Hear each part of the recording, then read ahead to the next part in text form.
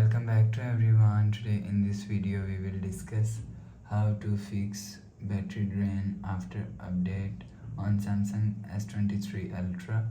Let's start the video. First of all, go to app library, click on settings app. Now in setting, scroll down to and click on general management, click on reset and click on factory data reset.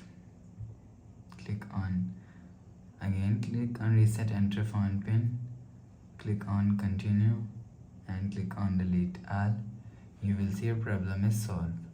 But if it not solved, if you want to fix this problem, go to app library, click on settings app.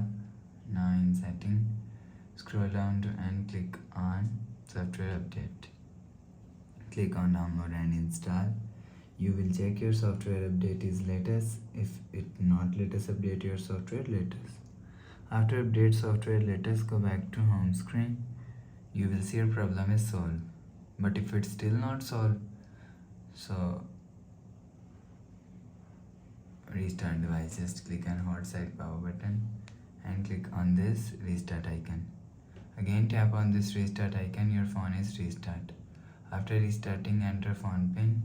You will see your problem is solved. So please subscribe for more new latest videos. Thanks for watching.